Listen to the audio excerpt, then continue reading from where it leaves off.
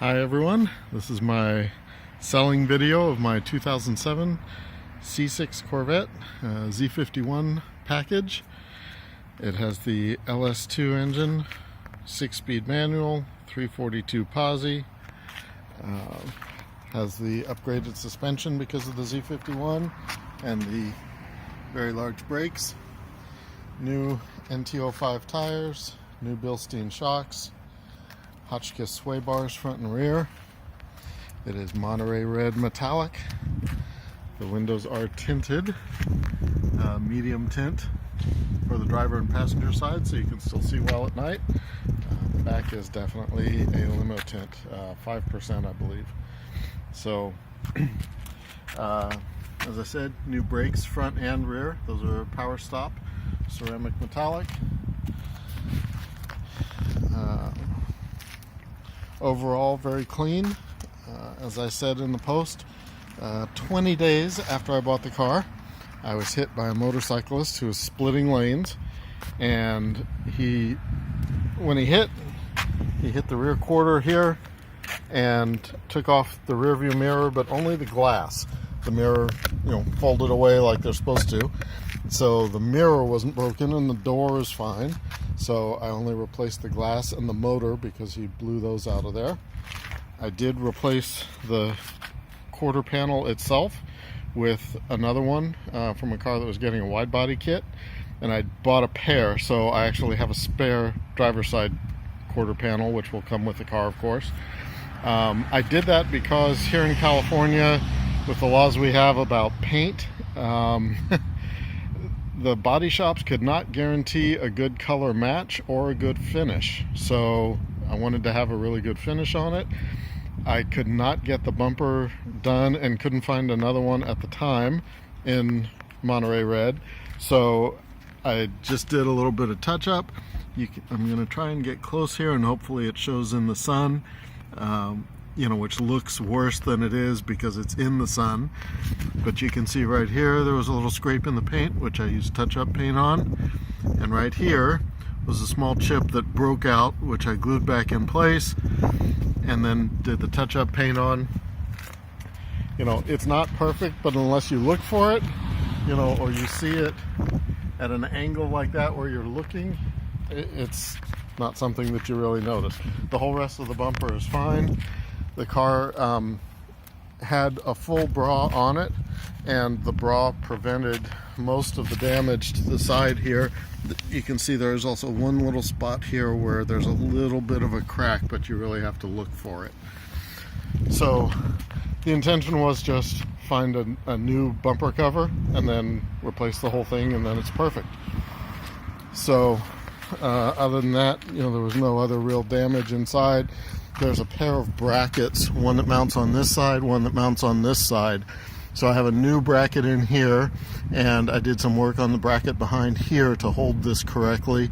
I do have the new bracket as well, which of course will come with the car. I like to not give people surprises, so that's why I'm making sure everything is clear. That was on the car when I got it. And sorry, haven't had time to take it off yet. But if you want to take it off, you can. As you can see, the interior is in great shape. I doubt many people were ever in the passenger side of the car by the look of it. Everything is good. We'll move around to the front for a moment. Oh, closed it too gently. There we go. So everything else is great on it. No problems, etc. Everything looks good. Let me go ahead and open everything up for you. Oh, and I forgot to mention, it does have the Elite Engineering gas pedal and dead pedal. So all 4 pedals match now. The shifter box is a rebuilt that's really nice. Huge improvement in shifter feel, much better than the aftermarket shifters. I did replace the foam, the seat foam in the base. because it was trashed, as they all get. So now the seat foam is nice and firm. There is one wear spot in the seat that was already there when I got it. So, but aside from that, you can see everything is in very good shape. No problems with the dash or anything. Go around to the back here. Well, the sun's not going to cooperate. There we go. Let me move to this side. Maybe that'll be better. Has the full mat in it. Has the cargo net. And the carpet underneath is good. No problems. New hatch props and new hood props as well. Inside here, if that will stay, is the controller for the Billy Boat Mild to Wild setup. That way it doesn't just run off a vacuum. Oh, and I do have LED lights just on the interior because it makes a huge improvement when you open.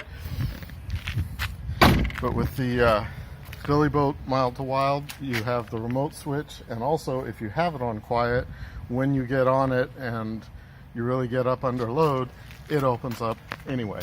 So you can just leave it on quiet all the time, and then when you get on it, it still opens up. Already popped the hood, so we'll go take a look under here. This is a Lingenfelter hood.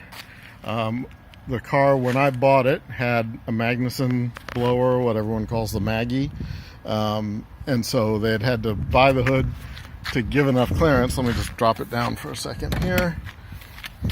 You can see from the side it bulges up a lot more, especially in the front there, than the regular C6 hood. So, and it's also nice when you look out over the nose, it looks a lot more like the 68 and later Shark style cars. Under here you can see it's got B&B ceramic headers. You know, everything in here is kind of the normal mods. Have a Veraram up front that I installed when I replaced the blower. I went with the MSD Atomic intake, and this one I sent it down to Tony Mamo to have it ported because I had thought that I was going to put a cam in the car and port heads, but it runs so well, it really just doesn't need them. So I just left it as is. Nothing else too special. This box you see on the side is part of what's called the Big 6, or well, actually it's the C6 Big 3, sorry, which is extra ground cables and an extra lead that goes over to the alternator to improve voltage and charging, and makes a nice improvement.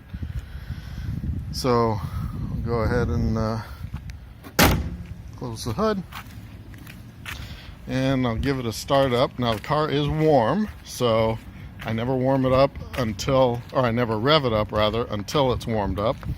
So I'm going to go ahead and set this down and give you an idea of it when it's running.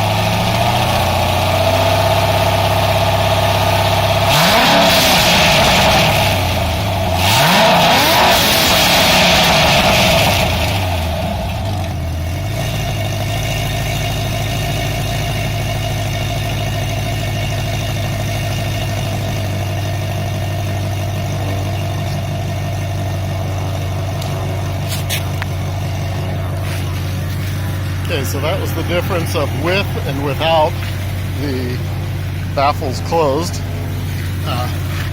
Obviously, which one was which.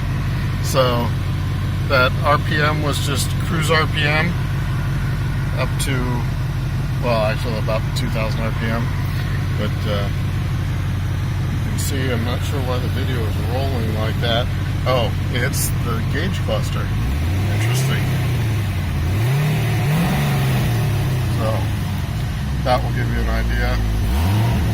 And what I've done is just used double stick Velcro to mount the mild to wild, so that it's right there instead of flopping around on the console. You know, aside from that, everything else works.